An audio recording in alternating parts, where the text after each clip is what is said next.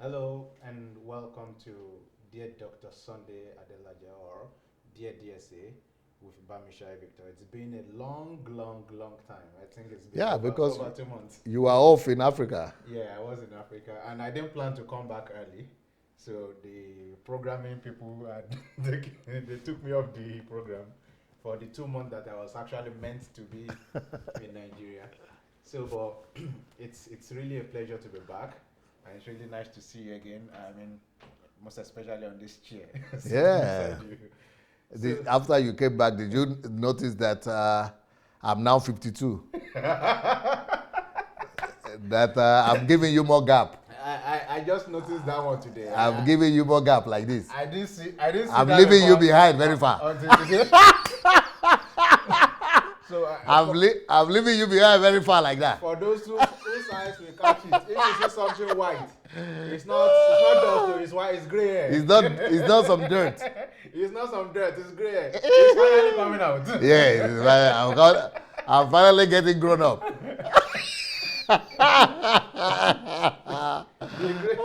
The gray is For finally some coming reason, out. they are just coming one by one. Maybe that's the way it's supposed to be. Well, let's see. We'll be observing the trend. I want them to come in all in a bunch like this. Like a snow. We'll be observing that, and we hope they delay a little bit more. We would like to see you in your younger self a little bit more. Wow. So welcome, guys. It's really a pleasure to have you around. As always. My name is BAMISAYE Victor. I am your host, and as you're coming in, I would like to read your hellos. I would like to see your hi. It's been a long time, 2 months. Wow, I missed you guys. I really missed you. But I'm very happy to be back. Nada na And cabiru, cabiru. I want to be able to read. I want to read from them now. Okay, I want to okay. read from my friends, from my family.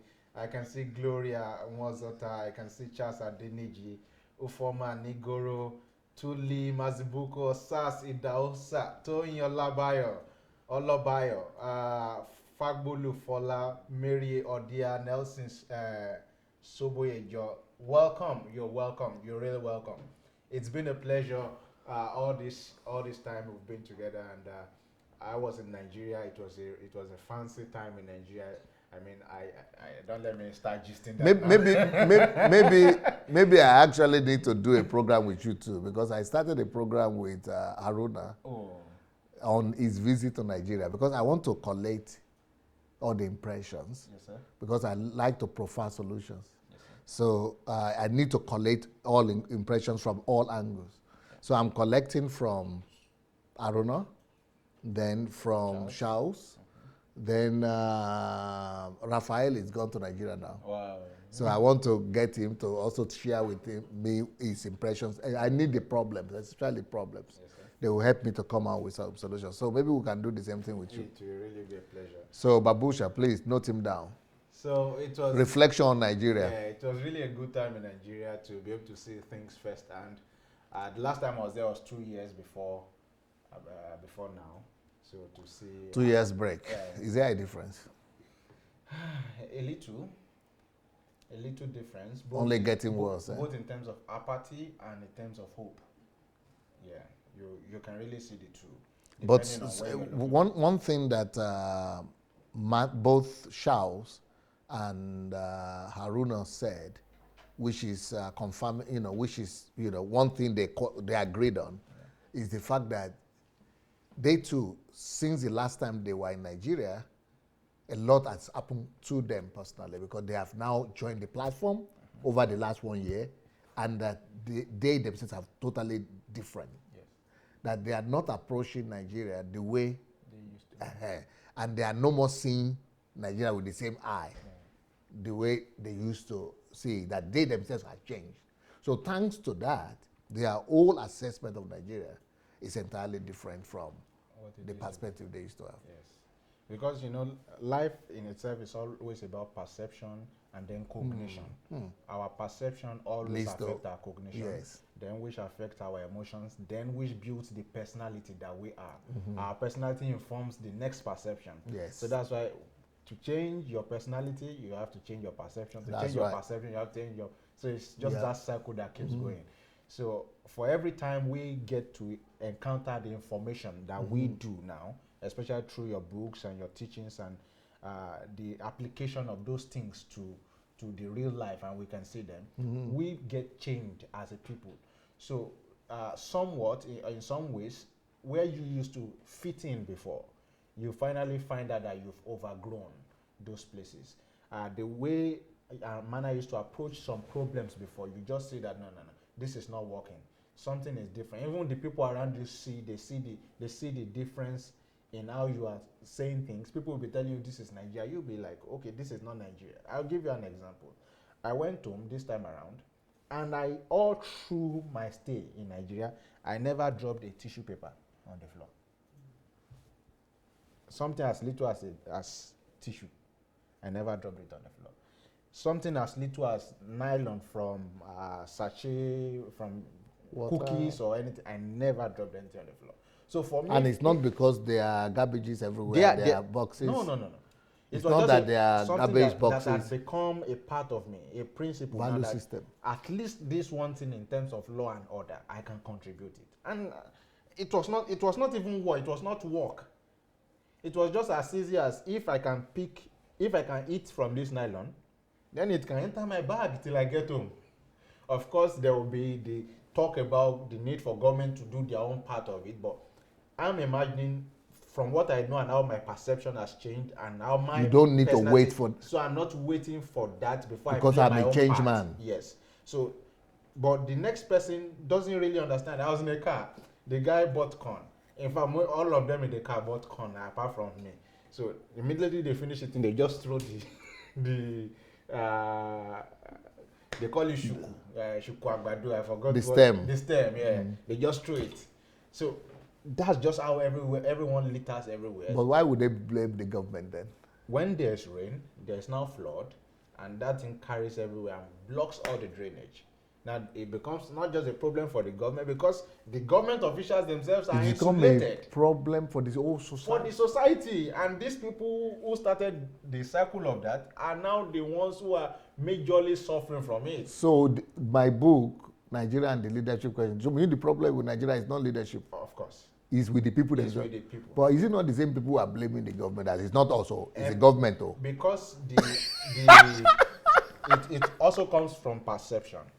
The average perception of the average Nigerian now is that of shifting responsibility. So that's where, and when they are shifting responsibility and nobody is taking responsibility, like I am shifting responsibility to you, you are shifting it to me, we are now shifting it to the government, and none of them is doing anything. No, but even in the government, they are shifting it. I heard that the person who is the third citizen of Nigeria, the third most powerful person in the country, the Speaker of the House, that fourth, he is, or is it the fourth? Yeah. Okay, he is now saying, no, the whole thing is bad in the country, and the person to blame is not me. Me, I know he is the head of the whole parliament. Yes. And he said, no, he's the one that is, only 2 people or 3 people are ahead of him. Yes. He said, they are the one. Exactly. So let me go and become that one. Or if I don't become that one, then no, I'm not doing anything. He let him do it. Exactly. I'm not saying he's one of the 400 senators. So no. He is the head of all National Assembly. Yes. So that idea of and he's still shifting blame. Yes. So that whole idea of shifting responsibility is the average perception and mindset dear Nigeria. And so because things are not getting done, so it's leading to but if everybody is shifting, so who is going to do it? Nobody is doing it. So nothing is working. So it's causing more apathy. More apathy and more apathy and more apathy. Frustration. More frustration because it's not getting done. Things are not getting done. This house like this in Nigeria, sir, your house like this, the way it's being maintained, of course you get to employ people, but that idea, because they still employ people in Nigeria, that's where I'm coming to, that the idea of taking responsibility will make this house, I don't know how long it stayed, but if this house was in Nigeria, it would have been dilapidated. Yeah. All of this place would have been black. You would have seen Sparrow Jira outside. Nobody's taking responsibility for anything, even what they are being paid for. Even when they are employed. That's why the civil service in Nigeria is like the social security of that country. Okay. The last time I went, I visited some offices. Do you know what they do? They just sit down and they talk from 8 o'clock till 4 o'clock. Nothing is done. But at the end of the month, They collect salary. Some people even go to sit down under the tree. So when the government comes in and say, you must work, they say that government you are the enemy. is the enemy. So, you see, so because of that, nothing is getting done. Nothing is being done. Nothing is happening. Things are not moving as they ought to. The masses, the mindset. Yeah.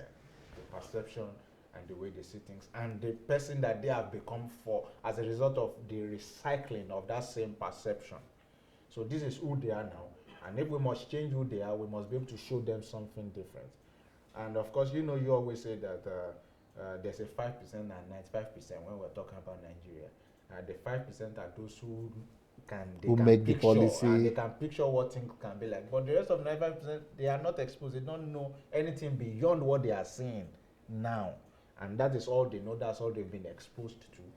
And so, for us to change them, the hope is that now many of us are getting to know these things, and we are going back into the system little by little, little by little. And that's the hope that we see. Very good, because I need problems. I need problems, as many problems as possible from Nigeria. The more problems I get, the better it is for me, because then I'll be able to, work on developing strategies and developing models. Yeah. And I believe one other way, apart from even engaging, and I believe you've also been doing that, but just for people who may want to observe and maybe collate that for you, is that when you talk online and you see a Nigerian saying something, please don't block. Just write, just picture whatever it is that they are writing. That in itself is a problem. So let's say you're talking about how to solve Nigeria, and they are saying, what do you know? Just come to Nigeria, just follow that trend, just capture that thought. That is thought who they are. Is a problem, Gogo. It's a manifestation of who they are. Of who they are. So to be able to now change them, we must be able to know how identify. Because you're talking somewhere, you say this is Nigeria. Don't tell me this is Nigeria. This you will tell them how things can be done and say no, that one cannot work here. This is Nigeria. Because this is who they become over time. I have a title like that I've written the manuscript. Yes, sir. That you are no more in Nigeria, I call it, or this is Nigeria. This is not. It's not possible. This is Nigeria. You are no more in Nigeria. This is Nigeria. You are no more in Nigeria. That's the title of the book. This is Nigeria. You who is saying something else have been done. You are the one who is no more in Nigeria. Yeah. I want to write a full book on that. It will be a good read. It will be a good read. And even more. Is that not what they are saying? Yeah, you are no more in Nigeria. You are not a Nigerian. This is Nigeria. This is Nigeria. Yes. So they are trying to say that I've been cut off and cut out. I'm not in touch with the system. They are trying to say that you are not in touch and you are ignorant. Yeah, and I'm ignorant. But they don't know that it is there. You are ignorant. And this is one analogy I learned from you while you were talking. We're having a private conversation once, and you were saying people think that because they can feel the problem, it therefore means that you who cannot feel it cannot know what they are going through and in fact how to solve it. So the idea becomes that because they are the ones in Nigeria. Maiwa, why didn't you invite our visitor? Let her come and join us. Because they are the ones who are in Nigeria feeling the hardship. It's impossible for you who is in Ukraine to know exactly what is going on. Talk less of preferring solutions. So there's nothing you want to say. You don't know what they are going through. But the idea that you said, and that time I held it like this, is that when a doctor, when you are sick, a doctor does not feel your headache. But or your cancer. He doesn't feel your cancer. But he knows what he knows what it is. It might better than you yourself. Had cancer all his life. But he knows it because he studied it. Knows it better than you who is feeling it. Yes, you are the one suffering the pain, but he's the one who is going to treat you. Even though he doesn't have the headache, he doesn't feel the pain because he's taking his time, 6 years, some go for specialization, and then he can tell you this is what you need to do. And so if you now say because he's not feeling it, you are not going to listen to him. What doesn't kill you will not make you stronger. It will finally kill you. You ruin your life. Yeah. So you will listen to the doctor, not because he's feeling what you are feeling, but because he knows what you are feeling. And so that's what you bring. That's what someone like me bring to the table. I may not be feeling the economic recession, and who even told you I'm not feeling it? But let's just say I'm not feeling it. But that does not mean I don't know. Yeah. It's the same principle, sir, that when chess players are playing, people who are outside, they see better than those who are playing. So, and I've seen through history too that when God, especially through the Bible, that when God ever wants to change a nation, it takes the people who is going deliverer. To use, it takes them out of the nation and let them observe what is going on in the nation. Nehemiah. From outside. Then they come Moses. Knowing what to do. Throughout the ruins, the Nehemiah was not feeling the insecurity that the wall was giving. But he's the one who came to build it. But he was the one who came to build it. We didn't know how. So, I mean, we have a whole lot of work to do, and I'm glad you are collating and collecting data now, which of course you've taught us is the baseline of everything to be done. Yeah. We must know what is happening, what's the perception of the people, what is the level it is. But don't you think that is also a problem in Nigeria when people assume that just because they are living there that they know? Yeah, they are already, they don't do research, they just think because they are there, they are aware of what's happening. Yeah, it is the arrogance of entitlement. The arrogance of entitlement, which means, in this case, the way I'm trying to conceptualize it is that because this thing, this phone or this book belongs to me, people that have not read it already means that I know everything inside of it more than you do not own it. But the question is, how do you know that I have never read what is in it? Maybe I've read it before you. The fact that it is your copy does not mean I do not know what is inside. Yep. So the arrogance of entitlement is what makes people do that. So the fact that you are living here, okay, for instance, when they balkanized Africa, those who balkanized Africa, especially based on the resources that are in it, were not even inhabitants of Africa. And they were ruling it. And they were ruling it for 400 years. Yeah. Or more. But they knew what is in Africa. In fact, the US has a document that has projections of what will happen in Nigeria for the next 50 years. But they are not Nigerians. And Nigerians don't even have we don't even have paperwork. What's going to happen? So we must never get to that point where we feel so entitled that just because we live here, just because we own this passport, just because we own this space of land, we feel that people do not know more than us. But I think there is, in the last 1 week, there has been a very positive news. Of course, there might be another bad news that I might be expecting from any time today, which is the bad news of Obasanjo supporting Atiku, if that happens. But I hope it doesn't happen. But the good news that has happened over the last week is the fact that Mrs. Due Process stepped out. Is a Kwesili. Yeah. Obi. Yeah. For me, I want to invite her first to come and debate. But for me, that is the best person so far. That's the best candidate. She trumps Showore, Mogalu, all of them together, put together. She trumps all of them. No, because she has been the Minister of Education. She has done it, and what she does, the record is there. She has been the due process woman in terms of public procurement, and that's why they call her Mrs. Due Process. She's the only other person that could be compared to that woman is Dora Akinyele. Yeah. She has been the vice president of World Bank. She has been the leader of Chibok girls campaign, free the whatever. Bring back our girls. Yeah, bring back our girls. She has been in government. She has been minister of raw materials, what they call solid minerals. Solid minerals. That lady, she knows what she's talking about. And if you doubt it, go listen to her. But it's a pity that she will not win because, she doesn't have the something. But I personally, if I were in Nigeria and I was going to be, if I were one of those people that are running now, the young people, I would say we should all go and line behind her. But some other people will argue of our rhetorics over time.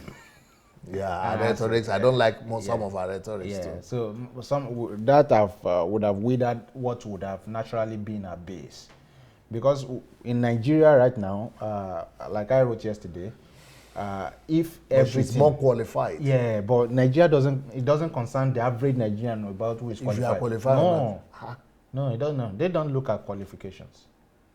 In fact, it takes time to be explaining what your BSc means to the average Nigerian. It takes time to be explaining your credentials. What I was expecting, let me tell you what I was expecting. What I was expecting is that Obasanjo was going to say, yes, this is my candidate. I think they tried that. Okay. They tried that through something they were trying to bring up as third force. Okay. About 7 months ago. But the problem with the third force is that these PDP political structures are not built in 2 years, in 3 years, no. In fact, so for a political structure you are now trying to build within a year to election, it just couldn't work. So eventually there's no viable alternative political platform to the existing APC and PDP. So that's in the sense of reality, not ideality, corners Obasanjo and everybody trying to do the third force in a way. What I discover is that Obasanjo just want to bring forth or support somebody who will be able to defeat Buhari, just to take him out. Otherwise, he would have supported all these other guys, but he knows they will not win. Yeah. And they will not waste his time. Yeah. That's the problem. That's the dilemma he's facing now. But of course, in terms of you still have hope that he would not support Atiku, eh? Yeah, I think Obasanjo over time has proven himself to be wise, a very witty guy. I call him old fox. So it remains to be seen where we pitch his tent. But if the Omoluabi tendency of what we say and standing by them. Of course, what we heard that Akifo-Lewe or something, that is a Yoruba group. Afenifere. Yeah, I think they said they were holding him in talk for a whole day yesterday. I'm sure they convinced him to go the way of PDP. We'll wait to read the news and to see what the man would have to say. Yeah, but if it has to go by his antecedent, the man may just come out with some other drink. Something totally different. Yeah, you may say something like he should go clear his case first. Then with Americans. With Americans. Then he will have his own reserved support. The Baba can be like that. But that would not rule out the fact that he will work for him underground. Yeah, but if we want to shield his own dignity, yeah. But that's just my own thought. It could be different. Because if those people come together to support Atiku, then God help Buhari. Yes, in terms of elite conspiracy. But the other factor that would remain to be seen is if PDP would not break down? No, even if PDP remains, the other factors that remains to be seen is the voting bloc. Okay. That really supports Buhari as a person, even without his party, even without the influence of his party. Okay. So those they said they have gathered 14 million now for him, but they need 10 more to win. No, I don't believe those numbers. Okay. I think those numbers are just things to project. Okay. And they are ego boosters, especially if you look at the southern aspect of what those numbers represent. But that does not mean that, because why I'm saying I don't believe those numbers is because they are saying these are our party members. I don't think they have such registration. Of course, the truth be told, when I went to my saw, they were massively registering people. I was at my own ward. I was at my own ward. They were massively registering people. But I still don't believe those numbers, especially you cannot have that number and struggle to win a state like Osun, or struggle to win a state like Ekiti in terms of governorship. What they did, the number they produced for Ekiti and Osun as the same number that they declared as the winning number for the governors. So they are probably assuming that that number that won them the election in Ekiti, at least that is their base over there in those states. Yeah. I believe that in terms of election, they will get even more than those numbers. But in terms of primary, I believe those numbers were not real. But you know, a lot goes into politicking. A whole lot goes into politics, especially the ones we have in Nigeria. A whole lot remains to be seen how the Independent National Electoral Commission manages the tendencies we've seen, vote buying. But why should Oyedepo go and see Atiku together with, go and see Obasanjo together with Atiku? And with a Muslim? Is he not the one who say they should cut off the... He's trying to break the Fulani hegemony. No, but I thought even the man himself is a Fulani. No, he's from Newi. No, I'm talking about Atiku. Atiku, yes, he's an Igbo man. No, he's a northern Fulani now. They don't like Fulani people. And he's a Muslim too. No, he's a Christian. He's a Pastor Atiku. So is that why Oyedepo is supporting him? Yeah, it's Pastor Atiku. So it's from Newi. Then I'm because he cannot support a Fulani. Yes, because that's what he said, that the son of foreign woman or something. Not foreign woman. There is something they call the son of strange woman. Not strange woman. Call them born to rule and all of this. Born woman. Born woman. Yeah, you remember the story of Ishmael and that's what they said. Yeah. That the son of born woman will never rule Nigeria again. Yeah. So you mean Atiku is not the son of born woman again? And he got baptized. His baptism was on Saturday. His name is now Atiku Paul. Is it not? Maybe is it just because Atiku has been declared as the PDP flag bearer? So anybody that's coming from the name of PDP, pastors have to be there. What was the problem? But the PDP too is declaring headsman. He's also a headsman now. A lot of and he's also a Fulani headsman. A lot of people. The one they said they should cut the throat. Neck, And he's a Muslim too. They say a Muslim will never rule, but he's a Muslim too. A lot of people have said organizations like CAN, they are the prayer department of PDP. I don't know. But why should Oyedepo go and show up with them? Among politicians, and he was wearing the cap of political. You know, the picture. The white cap, yeah. I think he's being portrayed as someone who controls the religious mass, and so he will be able to control a lot of. And they took the Matthew Kuka, and then the Gumi, Sheikh Gumi. So you mean Oyedepo will sit on the same table with Sheikh Gumi? In the name of party, because of party is wrong, or politics is wrong. All of them, everybody in Nigeria is a politician. They have one interest or the other. But he is the one that talks against Islam. They are going to Islamize Nigeria. So why did they come with a Islamic Muslim candidate with Muslim sheikh, and he is the pastor coming to endorse them? No, maybe he came for evangelism. That is a good one. That might be the only answer. Maybe he came for evangelism. It might be the only right answer. Just evangelism. Maybe Okay. He came for evangelism. Okay. So let's see. It remains to be seen how many people will be converted after the evangelism. I understand. So okay. that could, because every other thing might not make sense. Because the rhetorics they've pushed is that these Fulani people, Fulani northerners. Yeah. I even have a video where he was saying, How can, is it by force that Northerners must rule? More Northerners and Muslims will not rule this country again. Yeah, they've pushed that rhetorics. So a lot of rhetorics they are even dropping now. Right now, a lot of people used to say Fulani herdsmen are no longer saying Fulani herdsmen. Okay. They are saying herdsmen now. Okay. A lot of people. And you see, that's where I am even more concerned for a nation such as Nigeria. Maybe we will tell them to go and share the message. I forgot to say in the beginning. Please go and share this message, because I mean, we are not following our own script, but maybe this is the script we need to follow, because he is just coming from Nigeria, and me, I've been missing home. I'm having nostalgia. So it is under the influence of nostalgic, complexes. That is what I'm suffering from. And that's why we are taking advantage of him being from home. So give me some warmth of the sunshine of Africa.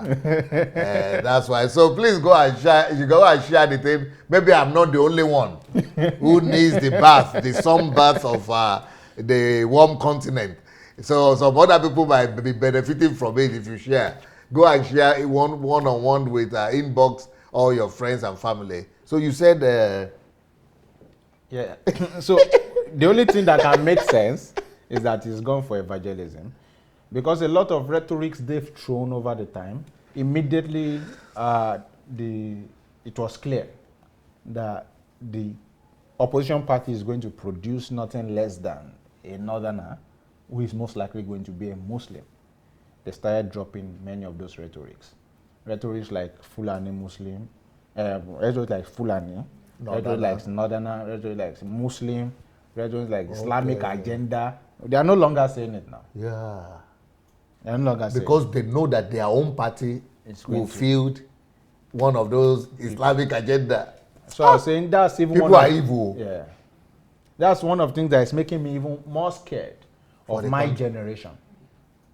Of my generation.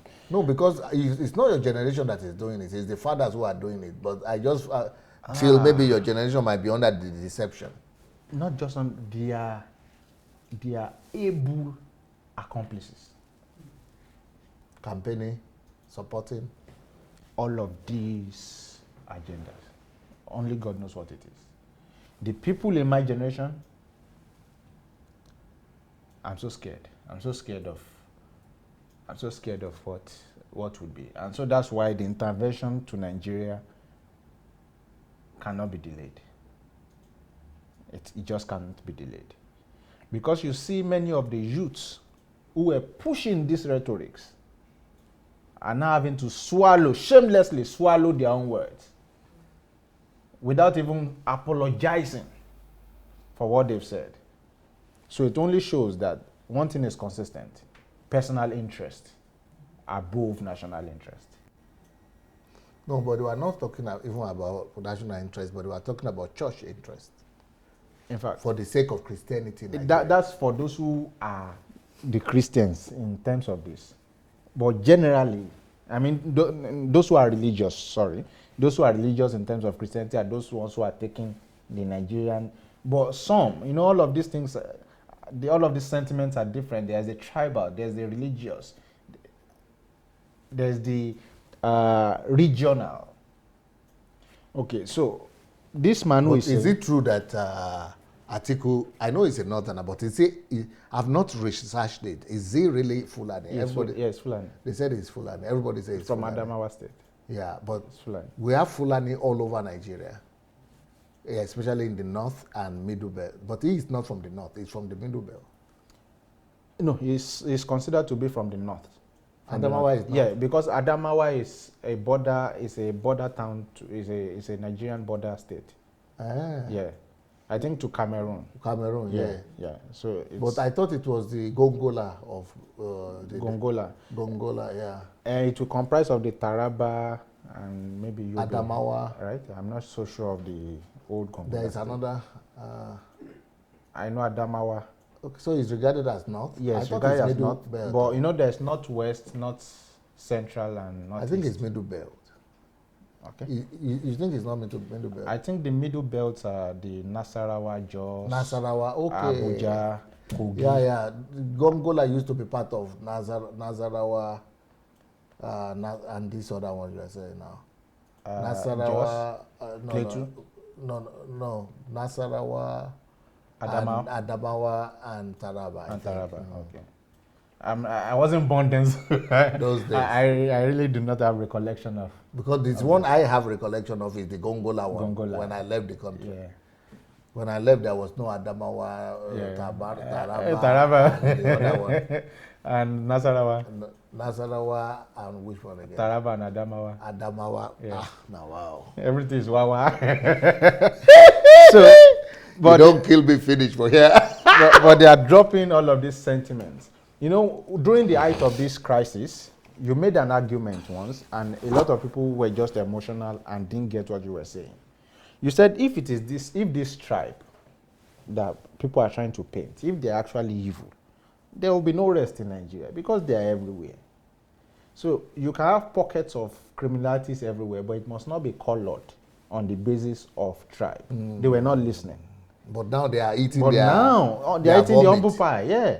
Because now the tribe you guys were demonizing is going to produce the Your own president. candidate. Either you like it or not.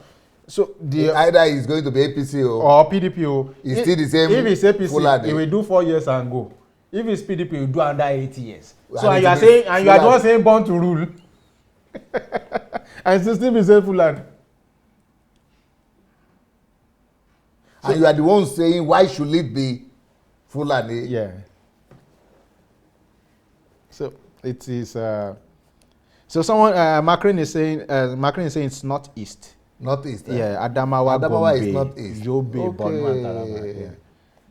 Yeah. If it's northeast, not northwest. Yeah. Northeast is okay. Northwest is where we have Boko Haram, or northeast. Northeast is I where think we it's have Boko Haram. northeast is where we have Boko Haram. Yes, yeah, northeast. And that is what they call the base. Northeast and northwest, the base of Boko Haram. Yeah, northwest. So it's going to break it. Who? Article. If I should go by the politics that I've studied, Although I heard that Nasarawa people said they are going, majority vote are going, support is going for Buhari even in Adamawa, it will be Adamawa. It will be doubtful that he will even win Adamawa. I think they said even it was Adamawa itself, it's even, they are going to support Buhari more. Yes. From what, although things can change, of course, I don't know tomorrow, but if to go by statistics and history, because this is not the first time he's contesting as a major player, and supports have not really been going. But for the man has money. Because at the election, at the what they call primaries or what they call it. Yeah, it was alleged. Yeah, to be given, is it $1,000? $9,000 No. per delegate. 9,000. No. I thought it was 900 though. I thought actually it's 1,900. No, it was 9,000. No, you cannot be 9,000. It's too much. It was alleged. No, 9,000 is too much. Personally, I know someone who was there. Who was in, I sent you a State. video. Yeah, you sent me. By their chieftain, who was not denying it. He said, they need the money now, so why are you complaining? In a country where everybody is hungry, let them give the money. It's not the money. That's not what matters. He's not denying that they didn't give more money. Yeah. He was saying, with the money, why are you making a big deal out of it? Everybody needs money now. So it's not a good thing that they are distributing money. I mean, he was defending the thing. It's because that's the political normal, like that's a normal thing in the political system that they are operating. 4 years ago, there was something similar when he was in APC, or there was alleged to be something similar, where they paid. But this time it was do or die for him. Even then it was do or die, but similarly then the delegates of the now APC. Government in power took his money but voted the candidate they wanted to vote for. So, but this time it got half. Half of all the delegates. Yeah. Half. When they have 13 or so delegates. 4,000 plus. 12 aspirants or 13. 13. Yeah. And out of the 13, they got half of the vote.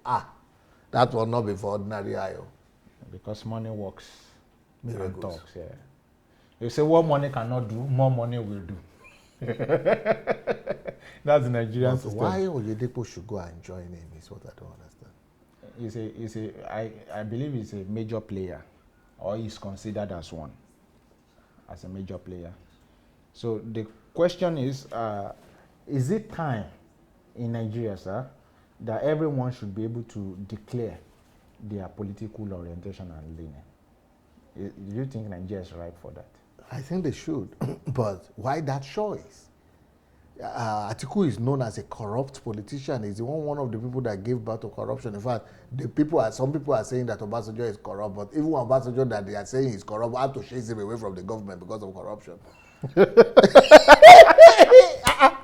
And America had to ban him. So how can a pastor go and support that kind of person? So that's my own problem. Anybody has a right to their own something, but why go and pick somebody that is notoriously the father of corruption? You better be neutral. Let's still go with the fact that he went to preach. I want to convert the guy. And he went to preach. Or probably it was no, because to preach is not enough. He has to go and convert him. Then that's when we will come with testimony in the church that I went to and I even became born again. Now we can shout and say, yeah. But the thing with Nigeria as a country, especially the politics, is that the guy can actually convert to. So today, and after election, we just go back to his Islam. You can never do that out in Nigeria. He will become born again. He just become born again. For 2-3 months. After election. We've seen one happen now. He will resume back. This thing I'm talking about, we've seen it now. He will resume back to his religion. There was a lady who was arrested by a pastor in Rivers State. Kemi Olunloyo. Yes. And she went to the church and said, I've become born again. And after she... immediately they released her like this. She was back to the exact thing she said she's no longer doing. She became born again. All over again. We've seen that before. So in Nigeria, there's nothing you cannot do. She became born again after she got home. She became born again. So things really cannot be ruled out in Nigeria. All right, DSA, maybe we should just try to our country is a country of wonders. What time is it? Yeah, I don't know. Is it till 8:30? No, I was just thinking maybe some people might want to contribute. Okay. We can do the later on because this topic is already, it doesn't fit. It doesn't fit, yeah. It doesn't go into So we have to finish the political something. So if anybody wants to contribute, anyone that is watching now, if you want to contribute and join us in this conversation, you want to contribute to what we are discussing, please go to Facebook Messenger, and look for Move Agents. One word, Move Agents. Move Agents. So one word, Move Agents. Once you get there, write that I want to call. I want to call. Can I call? I'm going to move us idiot abratno store. I want to call. Can I? Then we will call you back. Straka over idiot abratno store. So Megushi Straka. So we just write to us that I want to call.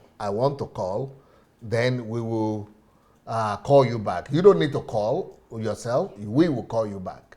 Just go to Facebook Messenger, Move Agents, and we will call you back. Okay. Yeah, so I will just read some comments here.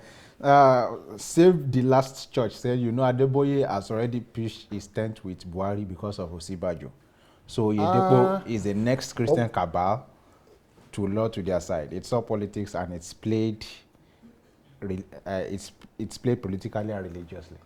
But the person who is talking maybe is limited in his own understanding, because who said Adeboye is with Buhari? Yeah, there's no evidence to that. No, it's not even about evidence. But are you ignorant enough to believe that? I don't think they will want to support it. Of course they don't.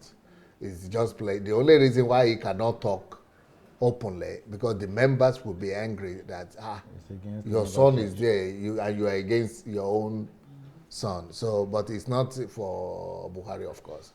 He's one of the offended ones in this Buhari something. But only he's an old man with that has some wisdom. So he's going to play safe. But he's not supporting Buhari. Yes, sir. Yeah. Macron saying the election will be between RCCG and winners. Child.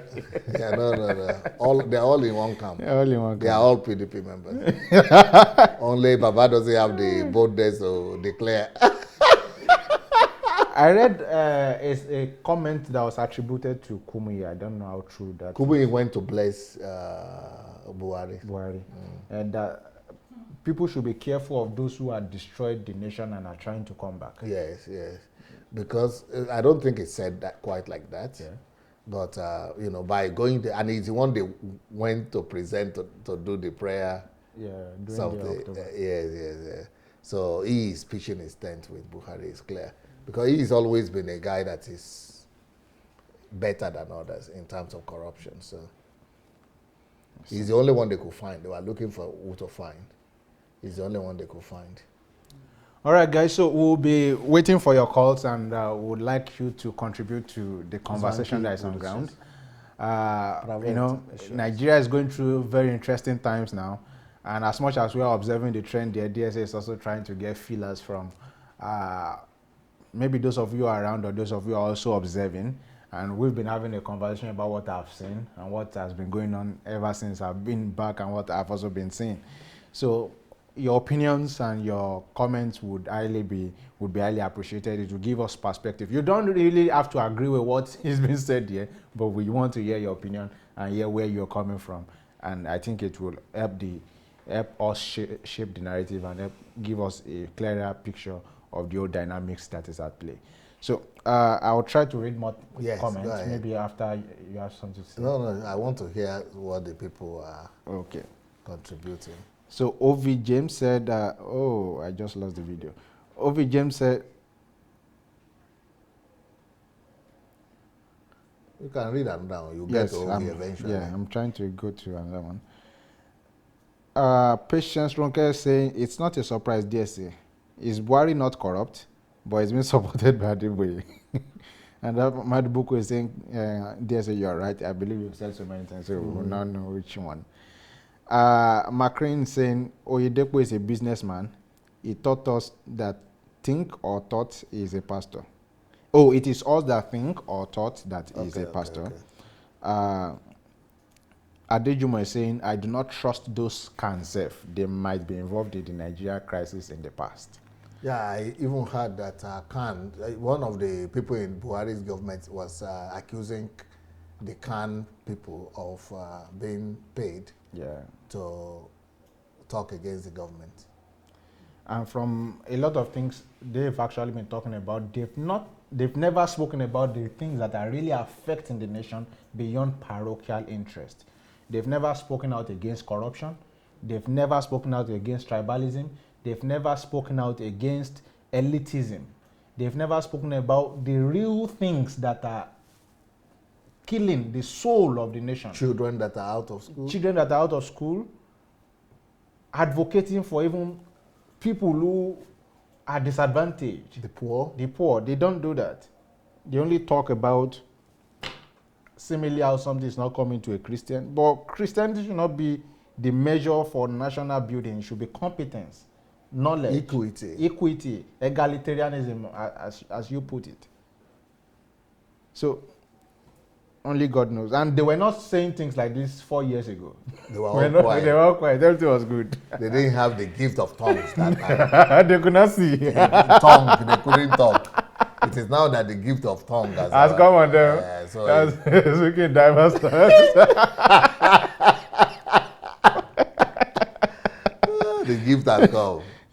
Because that time, 4 years ago, the president of camp, if there was in the team, he was going everywhere with a private jet and everything. No, with Jonathan. It was to Israel, everywhere. So, and he was the one who brought this new guy in. Okay. He was his candidate. So this new guy was his candidate. So Madubuku is saying we are in trouble in this country. Personal interest above national interest.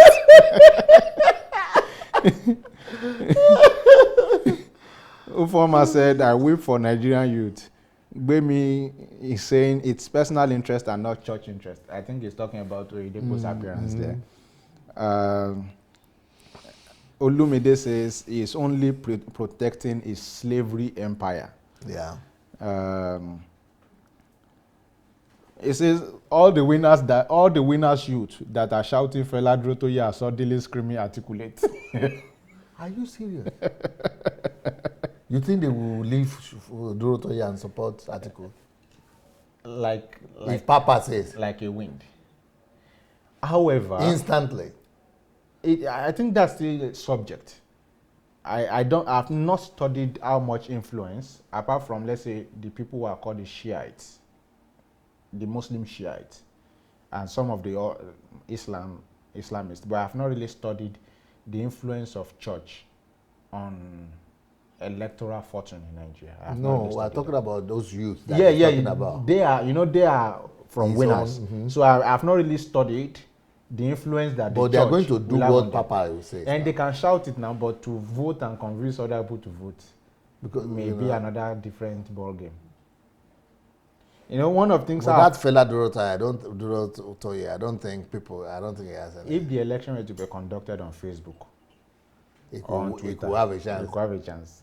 Okay. But if it will be polling, But if units, it's going to be conducted on Facebook, I think it is Showore that will win. He has a competitor in that one too. yeah, Showore has quite a following. He is stronger. Yeah, if in terms of political base, because he started it as a movement, so he's been able to penetrate more. But again, if you go into the inner cities, they don't even know his name, No. and he's the best among them. In terms of Fela? no, Showore. Showore, yeah. In terms of reaching You out, mean people don't know? they don't know his name. No. I'm telling you.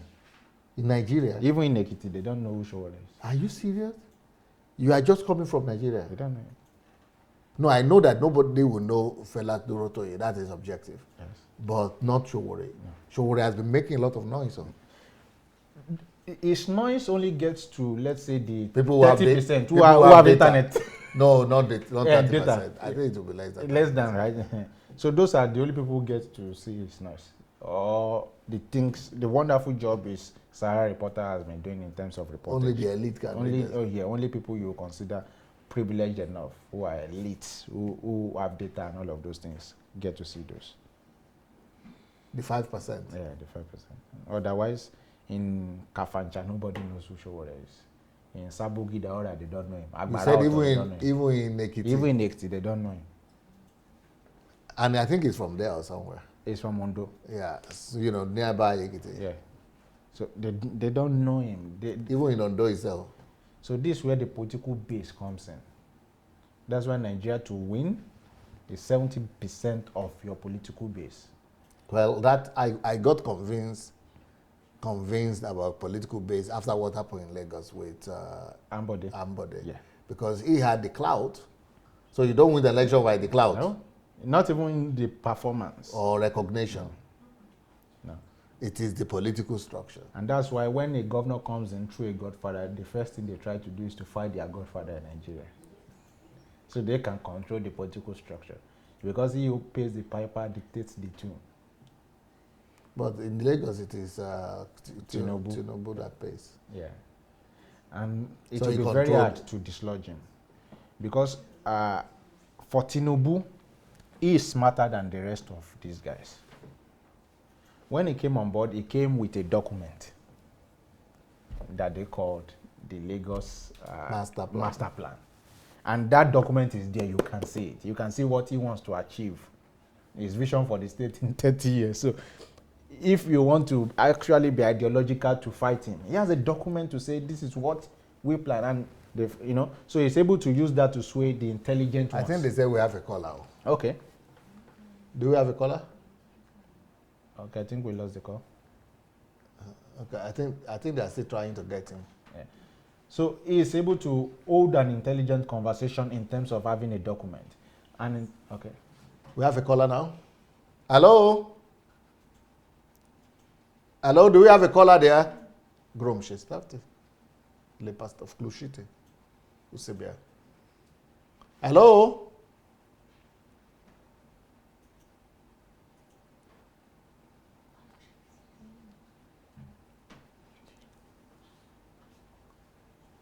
We Okay. lost him. Okay. So in terms of holding an intelligent conversation, he can hold that. And in terms of having the structure and being local enough with his politics, he has that too. So for you to be able to, and this is not something is built in 2 years or 3. Something is built over time. So for you to dislodge that kind of guy in Nigeria, in Lagos rather, it's going to be a tough work. So that's why none of those new guys in Nigeria stand a chance at all. No, they don't. Because those fathers are everywhere in every state. Every state has its own father. So the first question, Even every local government. Yes, sir. The first question you need to ask a presidential candidate is, number one, who is let's just say, who is the governorship candidate in this state? Just mention a random state. Okay, Nasarawa, for example. Just Nasarawa. So let's say you call Showore, and of course Showore does his party has now. Who is this person? If he cannot mention his name. Okay, hello? DSA, good evening, sir. Victor, how are you? My name is Sean. DSA, Sean. Oh, Shehu from London. Yes, sir. How are you, sir? It's been a while. You like this political talk? Serious conversation over there. I wish I was there. You and Victor. It is your element. Yes, it's a serious conversation. It's a serious conversation. We want to hear your contribution, though. Yeah, DSA, before that, I haven't heard from you. I sent you a message on Skype, as we normally do. You haven't replied. I didn't see it, though. It's there. You haven't. I was going to even email you so that just to remind you to check your. You have to resend it, please. Maybe I missed it. Okay, we'll do. We'll do. Victor, how are you? Very well. How was thank Nigeria? you. It was very good. Thanks for calling. Oh yes. Well, DSA, it's the situation is I don't know. I've said this over and over again. The situation back home is really bad, and I think that God is doing something special, something unusual right now that only a few people can only discern what's going on.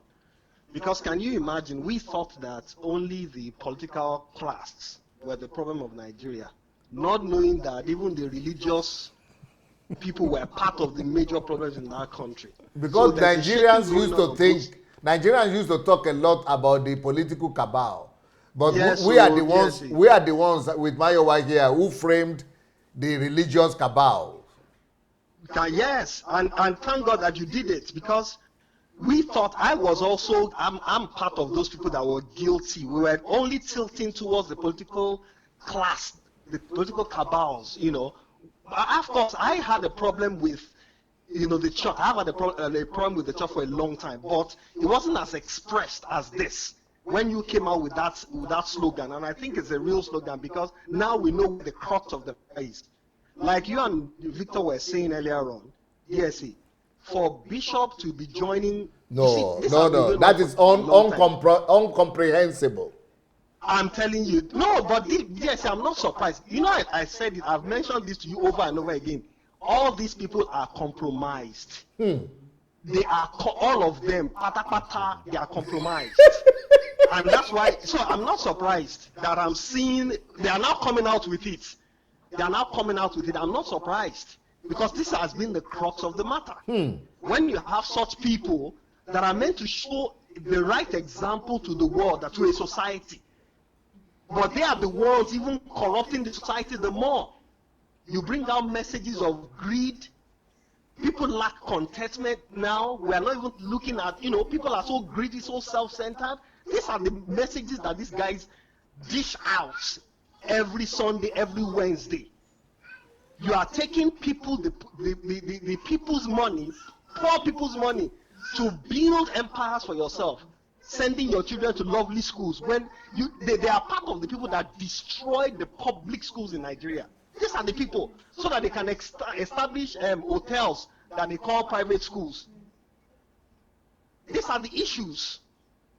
So I'm not surprised that it's coming out now. Yes, I'm not surprised. No, I'm but not why surprised. should he They are be? all compromised. He has always been talking against the Fulanese and the Northerners and the Islamization of Nigeria. So, but now he's going to support there is another Islamic Fulani herdsman. Yes, yes. Let me quote Seun Kuti. Showere was discussing with Seun Kuti a couple of days ago. And you know what Seun Kuti said? Seun Kuti, we don't understand what is going on. It is not the Fulani elite that they don't like. It is the Fulani that don't have money. Okay. That's why they tag those people. Okay. But the ones like DSA, the ones like Atiku that have the cash. They are the brides. Yes, they will like those ones. So they preach. You see, these people, they are so divisive. DSA. That's why I keep saying to people, these people, they want to push. If a crisis kicks off in Nigeria today, these guys have used your money to buy private jet. That's why I keep mentioning to my friend, stop encouraging these people that are encouraging religious crisis to break out in Nigeria. Stop encouraging these people like Suleiman, Bishop, and the rest. Because if anything happens tomorrow, these guys have private jet. Yes, do you know the money that these guys have? They can buy an island anywhere in the world and move their family there. Yeah. I don't have a private jet to shift my family out of Nigeria. I don't. So I'm going to cry out that stop all this. Stop encouraging these so-called fathers.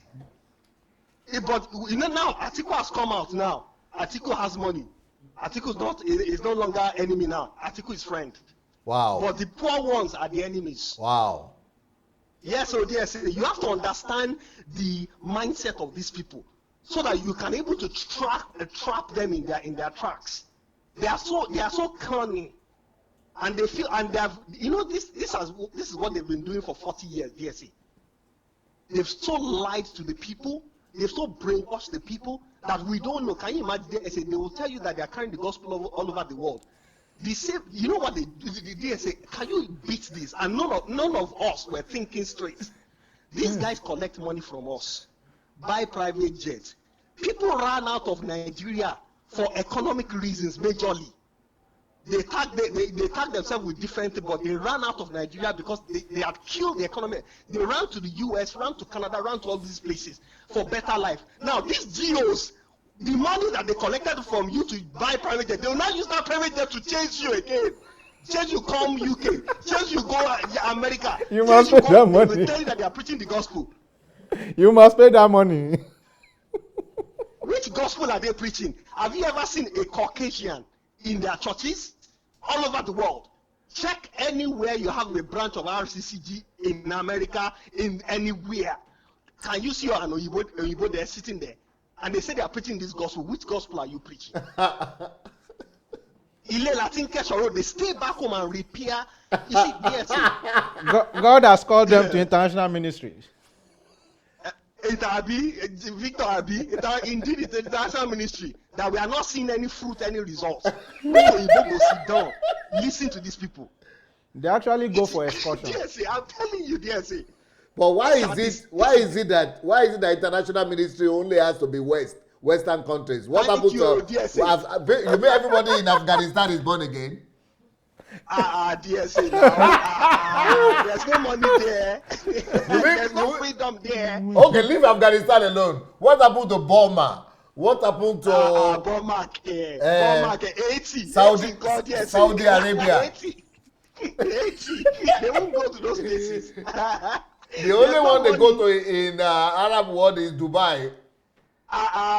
Yes, can you imagine? One of them said they are opening branch in Dubai. I just like, yes, you know why this prosperity message can't work in Nigeria? Can't work. How? If you see, the prosperity, the gospel is in Nigeria is based on prosperity. Now, when you go to Dubai, what kind of message you want to go and preach to people? No, Emiratis. they go there to collect now, not to preach. Can you imagine what prosperity do you want to go and preach to those people?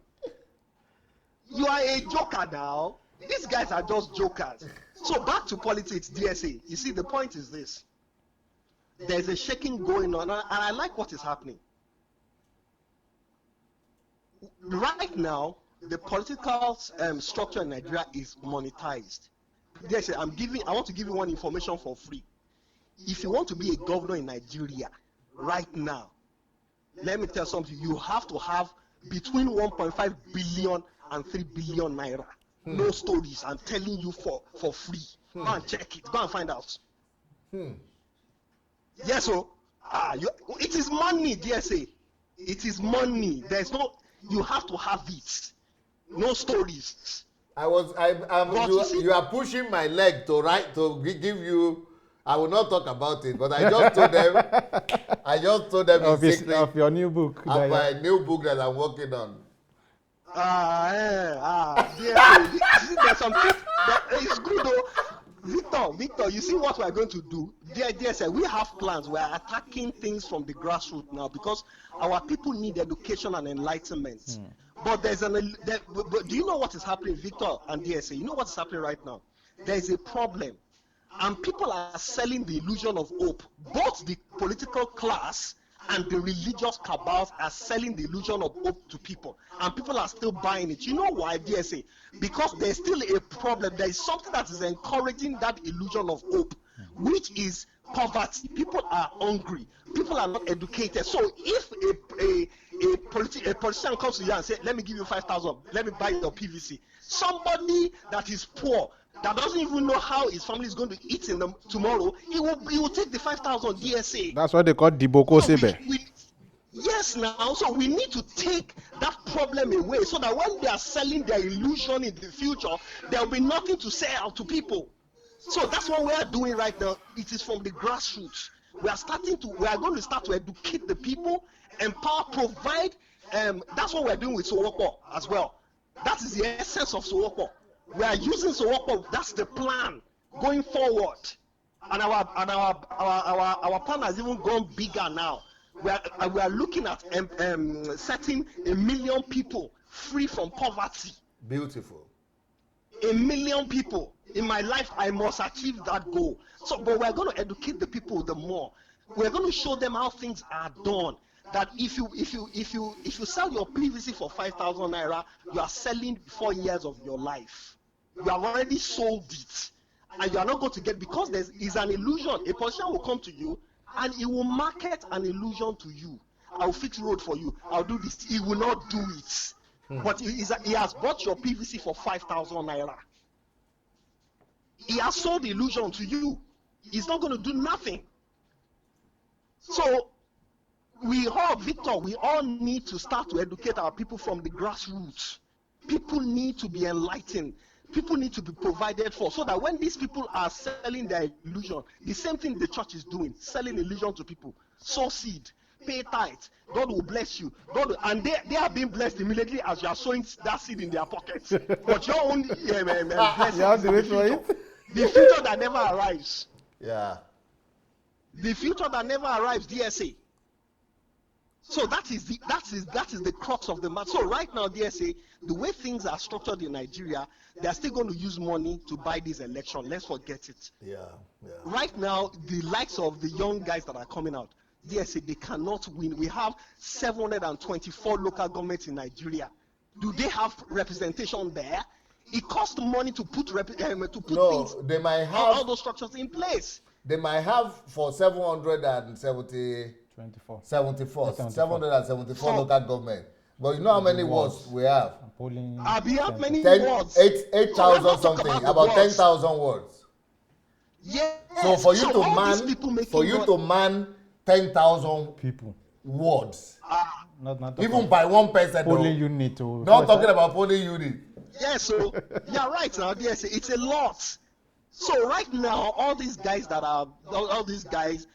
some local champions in Lagos. Some of them are local champions in Lagos. Nobody knows them. Even in Abuja, they don't know them. No, maybe they are local champions on Facebook. Yes, so I'm telling you, get to place in Lagos, they've never heard their name. Wow. Can you imagine? You go into the inner cities of you know the problem is this, DSA. These guys just wake up. For me, some of these guys that are running for presidency, they shouldn't be running for presidency. No, they're updating their CV. Yes, they should go and start. I would have expected that, go into the National Assembly. But DSA, ego is our problem in Africa. Yeah. Most of these guys is all about ego. What have they? Go and check their record. Except for Showere that has used Sahara reporters for the purpose of the society and mankind. What have the other guys done? Go and check their records, DSA. What have they done for people? that they can point to, that this, so let them point to it. Some of them are they built their careers on the back of the church. Victor, go and do the investigation. What I'm telling you today. Some of them built their careers on the back of the church. The church is the piper that pays them. So we cannot. These guys they can't be president self, because number one is not, the tribalism is still there. It's not Yoruba's turn. So they can't even, if you come out, it's not Igbo's, they are just wasting your time, if you understand the political system in Nigeria. But most of these guys, they should go and start and give themselves like 8 to 12 years, start planning, and let's start to work from the grassroots up. That is why, Victor, for me, I like Fayose. You know what? How Fayose broke the backs of the Godfathers? Fayose went to, when everybody's running after Godfathers, Fayose went to Ekiti and started building relationship with the grassroots people. He found out what their problem was, and what was their problem? One of the problems was they didn't have water.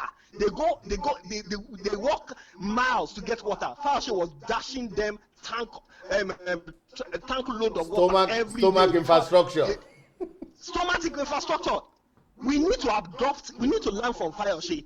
And that's why he lost. I'm not saying, yes, we need to learn some strategy from him. And that's what, but these guys, they are still doing elites. They are still going to talk in universities. Let me tell you something, DSA. Victor, you know this.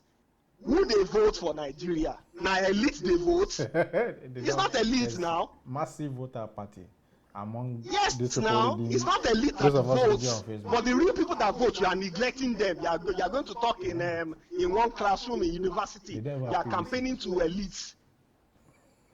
Wow. Thank you so much, Shehu. We have a whole list of people coming after you now. Let them come after me. Blessings. All right, sir. So what do you think of what Shehu was saying? Yeah, it's just, especially his last point. Those of us who read on social media and know the name of these guys, we don't vote. We don't. Maybe okay, look, we are in the diaspora. Let's exactly look for a large number of people who are talking about Showore. They are diasporans who will not travel home to vote. Because they didn't even register. Good. Then the other people who could have voted, who are elite, they will not spend 1 day, 1 hour on the queue to get PVC. They will never do that. They are too big for that. Okay. So of course you find out that they themselves disenfranchise themselves, but they are participating in the electoral process of campaigning. So you can see a lot of crowd following you. They are never going to vote. And the real guys who are voting, messages are not getting to them. They don't even know your name. So I read something that someone was saying. They might not even know what is Facebook. They don't know Facebook. They don't know your name. Someone was writing on the commented. He said that he was asking, and I'm just reading what the person said, that he was asking people that do they know Showore. They were asking that where is the place? Where is the place? Hello? Hello. Yes, sir. Who is calling from where? Hello? Hello? I heard the voice, oh. Yeah. Has it disappeared? I guess. Hello? Can you hear me? Now I hear you. Who is calling from where? This is Pastor Kenny Amos, yes, speaking. Pastor Kenny, it's been a while, oh. I've not been around. These are your own folks now. You started talking politics. All the guys are coming from everywhere. I travel now. You know, most of my guys they are in for primaries. So I have to. There's one particular one I discussed with you. A lot of them are in for primaries. So I was on ground. So did they win? Yes. The day they are doing the election for the primaries, they didn't allow him to come to the primary ground.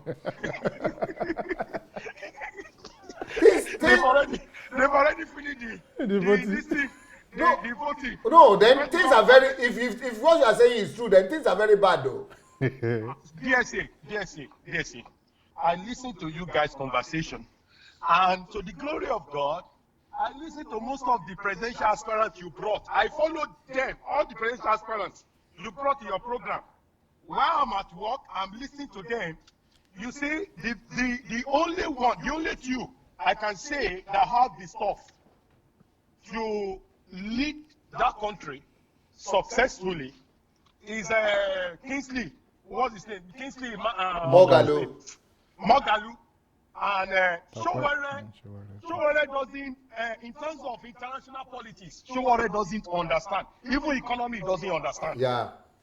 I can say, I'm sorry to say, I'm sorry to criticize him that way. Yeah. I listen to every one of them. It's only Kingsley that can say he has the stuff, but Kingsley doesn't have the structure. Yeah. He doesn't have the structure.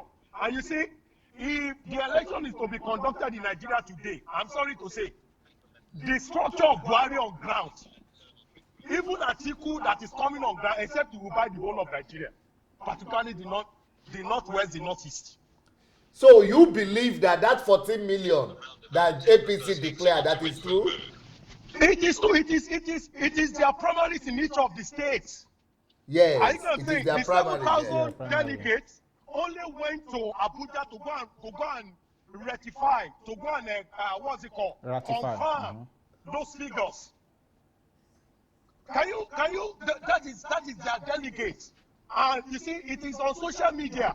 People are looking at it that this guy is not popular. Go to the north. I don't know what might happen between now and February when the election will be conducted, though. But on ground today, Buhari will beat any candidates. Because you see the masses, the Talakawas. They call them Talakawas. What? Talakawas. What is The Talakawas? Talakawas. The masses. That's the masses. Talaka. You see, there's no amount of money you give them. Those are Manjiris. There's no amount of money you give them. They believe in Buhari. They believe that he's the voice for them.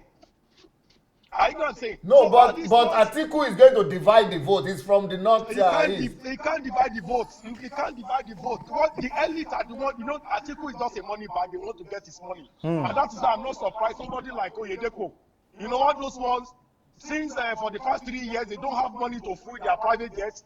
They are no longer increasing the fleet of their private jets. Their university, they are not getting free money the way they get from Jonathan to do all it's what true. they are doing. So that is true. Another money bag is coming. You can see all of them. They are for their own personal interest, not for a collective interest of the nation. Yes. I can say. Yes. So see, I'm not for Buhari. I'm not for Atiku. I'm for anybody that will have the interest of that nation at heart. Yeah. And I want to tell you, among the youth, those that they come up for presidential aspirant whatsoever, you know what makes me worse? They cannot work with each other. You can see the so-called alliance, they Pact. Look at the way they all disperse. I can say, and I want to tell you where the strength of the Nigerian electoral power is with the youth. Because you have over 50 million youths that are eligible to vote, but they don't speak with one voice. They are not ready. But do you think that Obasanjo will support Atiku? He's dead on arrival. He's just looking for, because he knows, Obasanjo knows that if this guy comes second time, Obasanjo will go to jail. So he has to save his own life first. He has to save his own life. He knows what he's doing. But he said he prefers to go to jail. And he goes to jail. That means a prophecy is being fulfilled in his life. There has been a prophecy that towards old age he will go to jail. So it's a prophecy that's about to be fulfilled. No, but is it not the same person who said he would never support in his own lifetime Atiku? You all saw the video clip now. Obasanjo is not a politician to. He has his own structure. Don't let us underrate him. But Obasanjo is not after his own interest because of what all the you saw the reports of how many years Obasanjo's farm and Obasanjo's farm has been their salary has been paid by federal government. They are on federal government salary. On federal government, what's it called? Has been paying his staff salary for many years. And Buhari stopped it. And Buhari stopped it. And all the noise that all these guys are making is because of the the oil license that the guy refused to renew for them. Also, Intel. Yeah. So all the noise they are making is because for their own belly, for their own interest.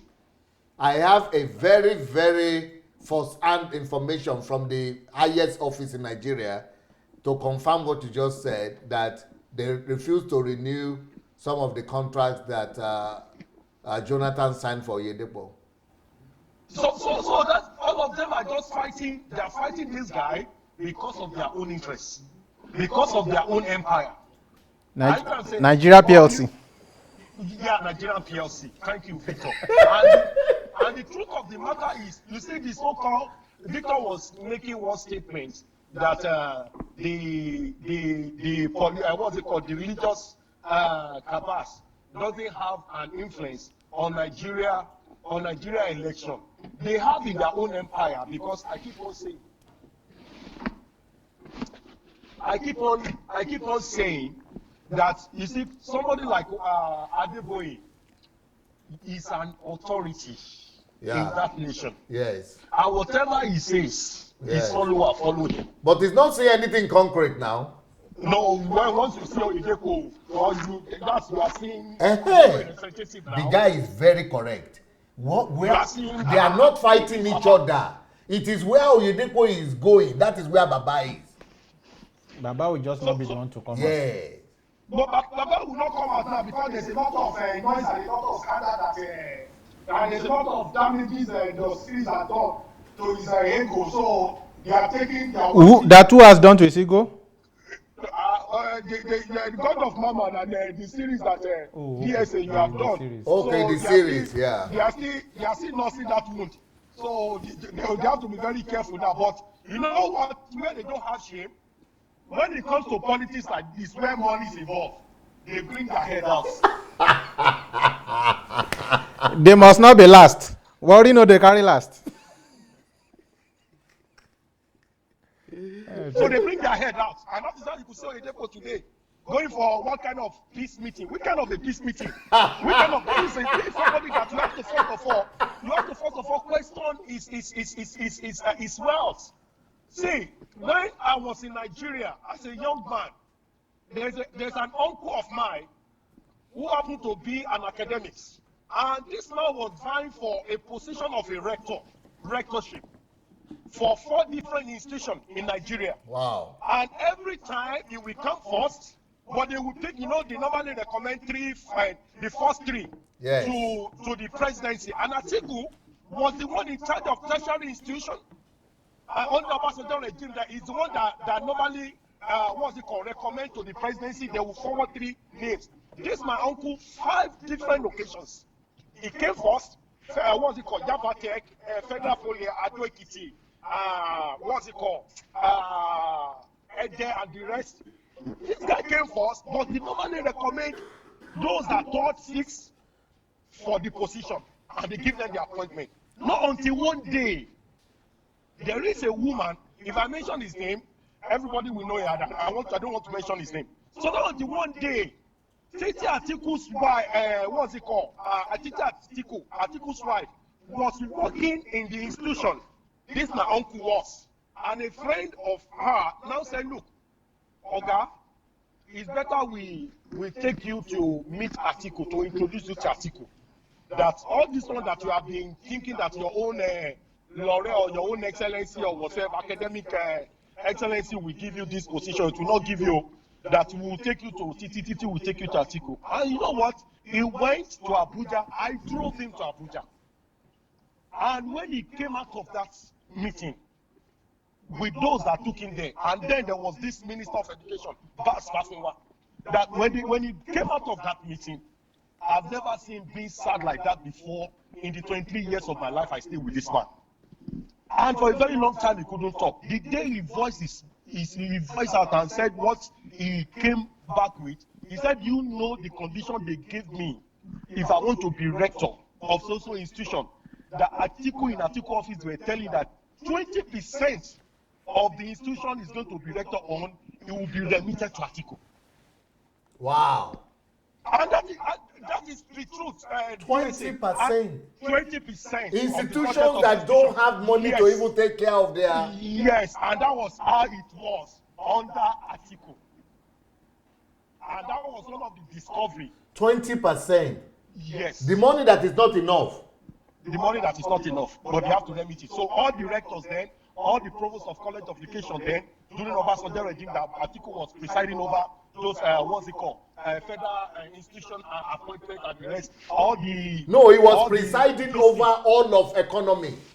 Yeah, all the VCs. So can you imagine the kind of money that is coming from other places? Well, they remit 20%. I'm saying this because I was privy to read that as a young man. I was his PA. And they want this as a Atiku. And this man, this man, he retired quietly. Up to today, is one of the shock of his life. Because when you look at his academic achievements, there was none in Nigeria. In fact, Obasanjo gave him, what's it called? He gave him a favor, what's it called? A national honor. Obasanjo saw his credentials. He was shocked. He called the Minister of Education. He said, "You have this man in Polytechnic. What is he doing here? Nobody has ever brought him to me." So that is the kind of person we want to have as a president. So if Atiku become Nigeria president, Nigeria is for sale. On eBay. On eBay, on anywhere in China, they will sell the country and will just be. And now all the goats are gathering now. Our foreign reserve is a little bit robust. Doing well now. All the yam are gathering all the goats are gathering to eat yam now. Because the so-called PDP delegates and the so-called PDP bigwigs, they are all gathering now. All their eyes is on the Esquire reserve. Yeah, because they finished the thing. They emptied the thing before they left. Yeah. So that is the kind Even of... though Obasanjo filled the thing up. But for the 6 years they were there in the absence of Obasanjo, they emptied the thing. No, Joe Norton now. Jonathan finish everything. Okay. Jonathan. Jonathan is Jonathan. Jonathan know everything, Tony. Jonathan. Okay. When every of the militant guys were being given contract in billions. No, these people shouldn't be allowed to come back again. It's true. The foreign reserve. At least for that one. If you want change Buhari, change for someone progressive. But not going back. Candidates. Not going back to Let's Egypt. look for a candidate because when the day I saw Atiku emerge as PDP, what's it called? Presidential, what's it called? Flag bearer. Oh, I think there's a problem for Nigeria. God, how do we get to this level? I'm telling you, how do we get to this level? How do we get here? But a lot of Christians are campaigning for the guy now. It's because of their own bellies, because of the money. Tell me one credible thing about Atiku. Intel. No, tell me one credible thing about Atiku. No, I will tell you. He married Titi, who is a Yoruba, married Jennifer, who is Igbo, then married 3 or 4 ones that are from Islamic something rule. That is what he's good at now. Is that He's a detribalized Nigerian. He's a detribalized Nigerian. Is that one that is going to rule election? And he's not going to be traveling all over the world. Because he's been banned from America. Is that one? These guys. Okay, look at somebody. I was looking at somebody like Fani Kayode, and most of these guys have been in government before. These guys tell me which business do they have before they come to government? They have nothing, but they are privileged to have one federal appointment or the other, maybe as minister or whatsoever, and they make a lot of money. And these guys are out of government now. Look at the kind of lavish life they are living in Abuja, with security, with big houses in Abuja and the rest. And now these guys, they are running out of money. They have no choice than to come back and come and loot again. Okay, They have no. but Victor just asked me a question now. What is the question, sir? He might has he thinks he has a premonition of why Bishop went to, Bishop was not wearing his bishop cap. He was wearing the Tunde Bakare political Awolowo style. So the idea is that possible? Is it possible that he's been picked as the running mate of Atiku? Let's watch and see now. It only take a team to be able to trace the path of a team. Since Buhari has a pastor, Since Buhari has a pastor, they have to counteract Buhari with another pastor. a senior pastor, in fact. Let's watch and see now. At least if I pick him as a running mate and he did not win, maybe they will let loose the gate of hell, as he said, he will open the gate of hell. See, Buhari has picked 2 pastors now. Yes. Tunde Bakare and then Osibajo. Yeah, so they have to counteract. Just maybe. Let's watch and see now. We are all watching. There are a lot of observers. But as watching and we're learning. a pastor, what are you thinking? Don't you think it will bring credibility and balance to Atiku?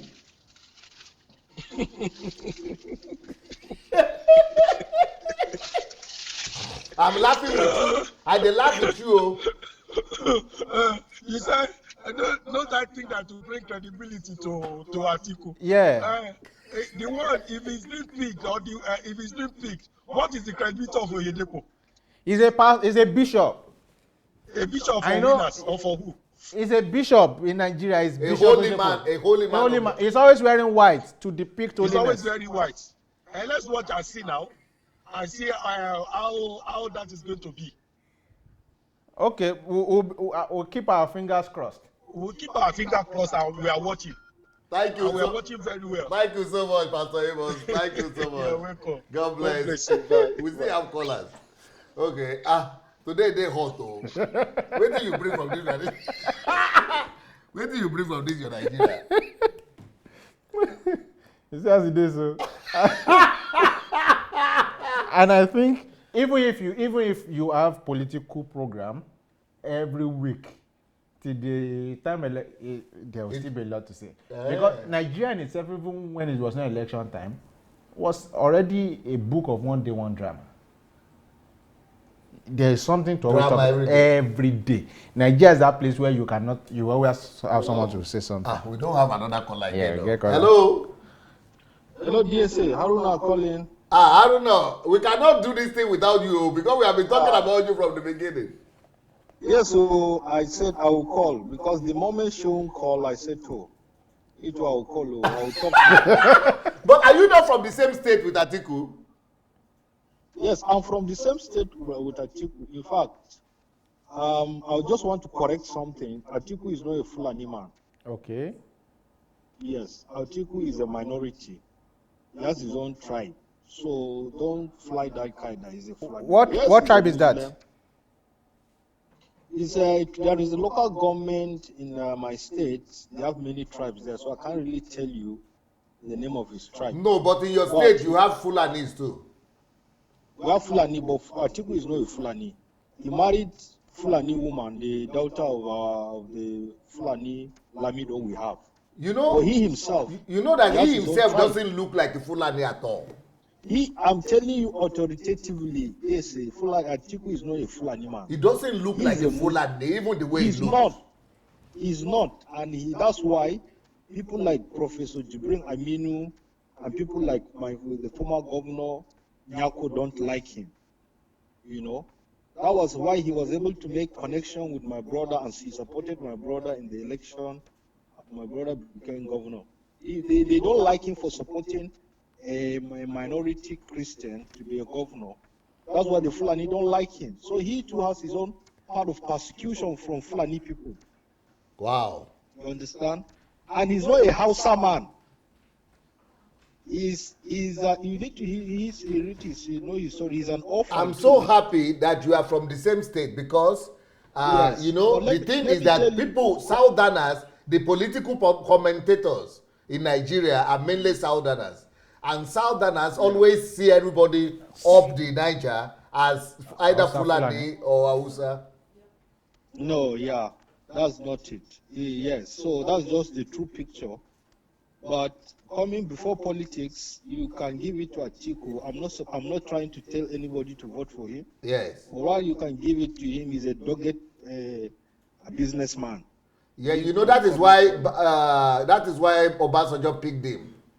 Yes, he's a businessman and he understands politics very well, more especially the Nigerian way of doing politics. They said he built structure for PDP all over the country. Yes, after Yaradua, it was Atiku that was the engine room for PDP. Yes. You know, when Yaradua Senior died, he was the engine room, but that is not really why I'm calling. You know, I don't want to speculate because politics now is about speculation. So why I call actually is the connection you are able to make for us to see that, look, oh, it's not this politician you should blame. Oh, the problem we have are our churches. That was what made me start thinking DSA. I was like, Sheung, I was always I thought he was the problem, but I never knew that our problem as a nation started from the church until I encountered you. And that's why today I'm a different person. I don't look at politics the way I used to look at it before. Because if we can sanitize the church, if we can start giving out the real message, if you can start reading all those materials you have on the internet, your books, that is the starting point for this journey. But is it not a dangerous thing that the two cabals are coming together now? The religious cabal and the political cabal. Yes, that's more dangerous because you have now shown us that, look, the danger really started from the church. They are the one that sold this gospel of mammon to these politicians. Yeah. And the politician knew once they're able to get these people through their churches, they are gone now. You know, you talk about the 48 laws of power, you know, but you know, these pastors, they will not show you 48 laws of power in their churches. They will read whole Bible. And because they are holding Bible, you believe whatever they are saying. You know, apart from the Malachi you taught us, Malachi 3, how they use that scripture as a meaning-making scripture, well, they are not rightly dividing it. They have discovered more scripture that they are using to enslave people. That's why today, when a bishop visits a politician, people are saying, yeah, that's the way we are going to vote. Because those people are his property. They have discovered for themselves Bible scriptures, but they are using it to enslave people. Let me give you an example. Hebrews chapter 12 verse 22, he said, but ye are come unto mountain Zion, unto the city of the living God, to the heavenly Jerusalem, and to the innumerable company of angels. Now, these people have convinced Nigeria that is these churches they're building. This building, they have used their money as opium to build their own empire. They are saying that is why the angels are old. Because they will tell you, if you visit this place, that's why innumerable number of angels. So you see, but this is a wrong application of scripture. And that is how they are able to build this slave camp. Now, they can use people to trade them for election. Because anywhere they go, the people will follow them. So, while they are telling people to think about heaven, these people are building their own heaven on earth. In fact, there was a year in Minas, their thing was heaven on earth. And I was with them. I never made the connection, but this man is building, they are more concerned of these earthly things that will God. This very thing that God said we should not look at is not important. That is what is a bishop going to do with a politician? Are you going to preach for people to be saved? Are you preparing people for heaven? Or you are preparing people for this earth, this earthly place that is going away? So you can see that these politicians, these pastors are the ones that are spoiling the politician now. Last, I equally came back from Nigeria. A lady called me that is also joining this movement because I'm concerned about giving you station report that this thing is working. This girl went for a meeting with the son of Oyedepo, Isaac Oyedepo. He's the pastor of a church in Abuja. Now they noticed that there are many people asking for help, asking how do I pay my rent? So people are writing church that please help me with money to pay. These girls used to stay in my house while I was in Nigeria. They are twins. So they called them for a meeting. Now Isaac Oyedepo was warning them that look, church is not a charity organization. Nobody should write letter to this church again in need of help. But it is our money that they use to build those churches. It is our money. They don't even want to share anything from the thing they collect. They want everything to go to their pocket without even sharing anything with the needy. But when they ask them to pay tithes, they say the church is registered as an NGO, as a charity organization.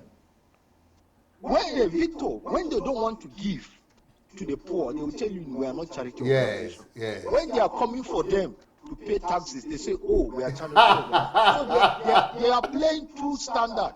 They have double standard. So you can see now Oyedepo is already gone because he's reaching his 70. Now his children that he has trained, his biological children, are using the same treatment to unleash on this coming generation. I used to take these girls as my daughter because they used to sleep in my house. And she was the one telling me that I'm not going to win us all. This is what Isaac Oyedepo was telling us in a meeting. But I gave money to that church, that place he called church. I gave my money to build those churches. Even those girls were giving their tithe in that church. Now they don't have the money. They can't even afford rent. Help us, parents. He said, no, we won't give you money. That is what is happening in Nigeria. So these people are worse than politicians. Because the politicians are not taking from me. The politicians are taking what is our own generally.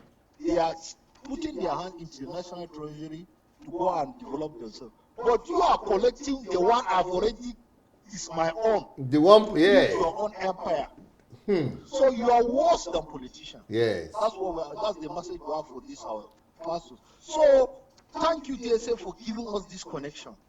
And I have many examples to show you that this thing, these pastors, they have succeeded in destroying our nation.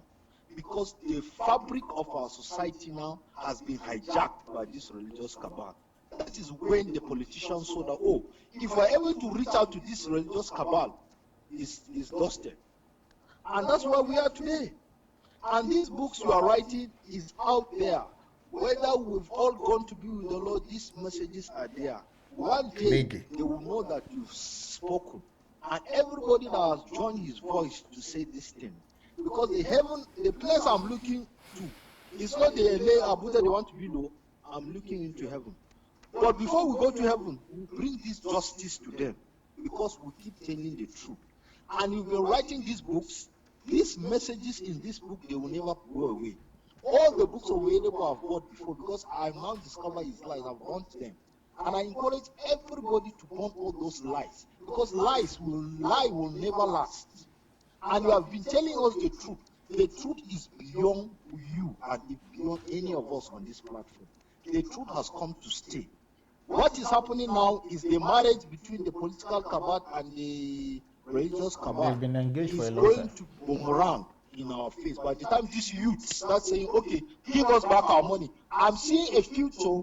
These young girls, these boys that have been giving their money to this, will say, okay, enough, game over, give us back our money.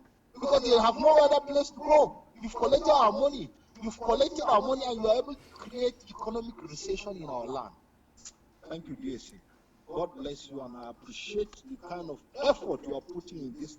You may not go to Nigeria, but those books you've written, those information you've laid out there is delivering people. It has delivered me, and my life has changed.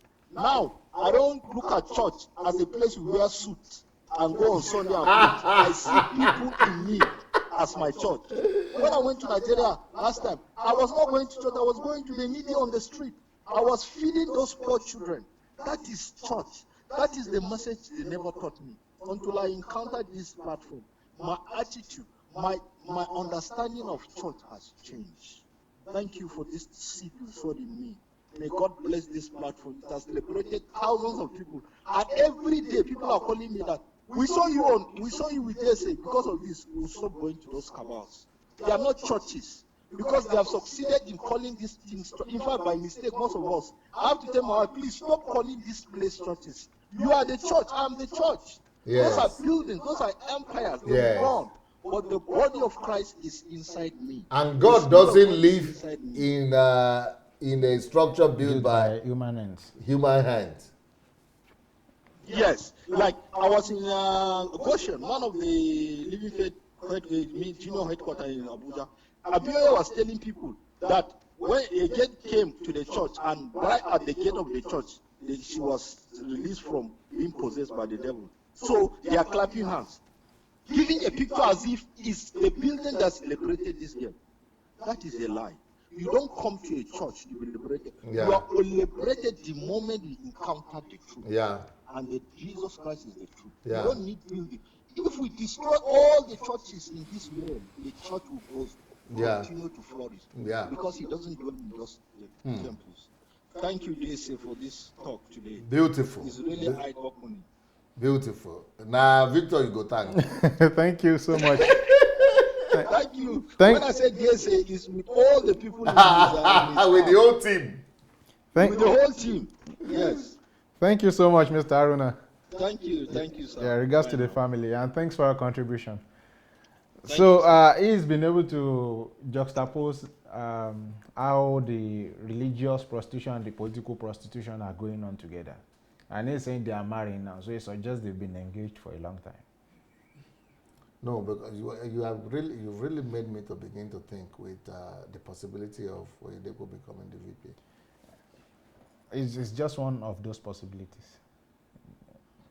I don't think it will stoop so low. I think it will rather put one of his stooges. Yes. We'll love to see how that plays out. But that cap, it was where they made it suspicious to me. The cap is still white, so let's still think it's part of his costume, holiness costume. So the time he begins to wear striated, another colored cap, then well, let's still believe that's part of his costume. No, but it's interesting that Atiku has to announce the vice presidency by next week or this week or so. We'll be watching the events closely, and I think these are really interesting times for Nigeria. But one of the things why I said I was so scared of Nigerian youth is I was looking at the discussion online through this week. Do you know Nigerians are saying that incompetence is worse than corruption? Who is incompetent now? Some of them are trying to say Buhari is incompetent, but in any case, the notion to, in a way, they are trying to say that we know that he's corrupt, but he's being corrupt, is better than this Buhari that is incompetent. So we welcome corruption and let corruption rule over us. Let them steal all what belongs to us. So some people are saying, when Saraki was still in the race, he was saying grow Nigeria. So they were saying grow Nigeria. He was saying his message was grow Nigeria. So people were bringing that, okay, Society General, some other investments, Kwara State is antecedent as Kwara State governor. And someone said, well, it doesn't matter. He can steal, but it will work. He will work for his pocket now. Yeah, but he can steal. Anybody who is stealing, but it's going to work. He's working for himself, not for you. Yeah. So the idea is now steal and grow Nigeria. The same way they did it, that they took the external reserves, they brought it down. They emptied it. Yeah, the excess crude account, they brought it down, and they are now saying Nigeria is the biggest economy in the world based on numbers. And the fact that they brought us to recession, unfortunately, most people who are not deep think that it is Buhari that brought us to depression. They don't know the depression has started 2 years before. So yeah, that's one of the optics. So they consider him clueless and or incompetent. But in any case, before we even talk about his competence or incompetence, we'll leave that to his handlers, or if that comes up as a matter of conversation. But the whole idea that we can use the incompetence of Buhari or whoever to justify corruption is mind blowing. I couldn't believe it. No, I if you say you read it, I will probably assume that it is true. Some people are saying that, but I still find it difficult to believe that it actually happened. It did. People are rationalizing corruption. They are saying it can be corrupt. Is it the only one? But it will work. Like the one I sent to you. Yes. That were Yes, distributing yeah. when they say, ah, for what this, they were rationalizing it. Yeah, And that's rationalize the what the corruption. head, that was one of the leaders of PDP, rationalized. And that's what the youth in my generation are doing now, sir. And that's why I'm even more scared of them. That's one area where you need to give it to Showore. Someone like that is very concrete. Yeah, He knows it's exactly. stern. Yeah, he knows exactly what he wants, and but unfortunately, those new guys, they don't seem to. And I think one of the things, sir, that people like Showore are doing, and kudos must be given to them, even though we know they won't win, is that somehow some of them are seeming to awaken the conscience Of the country. of the country, Okay. and then are pushing to some boundaries that have never been known. Yes, yes. For instance, in a country like Nigeria, people of his age group, okay, Showore is about 47, so he still belongs to the old generation. But these young guys like Ahmed Buhari, like I mean, quite a lot of those young guys who are coming out, I forgot their name now. Eunice. So they are pushing boundaries. They are making us believe in possibilities that may not be now, but in the distant future. Okay. So because of them now, there's a youth who has started preparing for the next 4 years. Yes. Who knows that, okay, these people they are pathfinders. They've broken the edge for us to come in. So kudos must be given to them. And in fact, they are now bringing conversations of, we've left not too young to run, but how about not too broke to run? Okay. So those conversations are coming to the table now. So what are the ideologies? Can you debate? Those things are what these new guys are bringing in, and I think they must be thanked, right, yeah, and eulogized for that. So big kudos to them from my own end. That's how I see it. I think they are breaking edges for us. Beautiful, beautiful. Our time is over already, and maybe please, everybody that has been watching this thing with us, go and share the message. Share. It's been a very, very engaging conversation. And you have all the books that we've written about Nigeria. You can get them on Amazon, or you could actually go and just write to my office, dssbooks@gmail.com. dssbooks@gmail.com. That's if you want to buy in bulk, and especially if you think it's too expensive on Amazon. So, and also, for those of you who want to be receiving my messages on a daily basis, you will see our telephone number on the screen.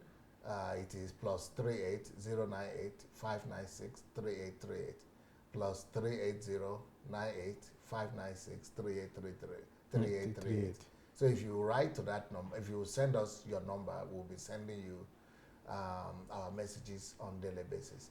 And for those of you who still want to make it to come to Ukraine in November for the HMT, well, we'll be happy to see you in Ukraine in November, the first week of November. Just write to hmt@godembassy.org, hmt@godembassy.org. Well, from me, thank you. Thank you so much for being with us today. Of course, this was not where we initially planned to take the discussion to, but I think it's been a very exciting time, and I think it's well timed to catch up with the developments in the country, to hear your voice and what you think about it. Of course, these are times where you have to support your candidate, but I will implore you to please do that with utmost civility and the respect for the human life, and to understand that the next person has a right to support whoever they are going to. So for those who are in my generation, I'm appealing to you, please let us be a generation that deals with ideas and not just sentiment. People who can talk about the realities of what's on ground and have the freedom to choose from whoever, from the pool of people, whoever you wish to support. And together we are going to build the Nigeria of our dreams. But don't forget, that task is never going to be done by the same people who have created a problem. So the task of rebuilding Nigeria is in the hands of you and I. And we can take that system by system, program by program, localities by localities, and we can change Nigeria, and we will change Nigeria. Thank you very much for joining us, and we look forward to seeing you in 2 weeks, and probably maybe before then, we could fix some other things in the program. But it's been a great time. Thursday? We'll sort that out. Yeah.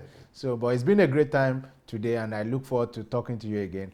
Please have a great time, and from here we say shalom. Peace.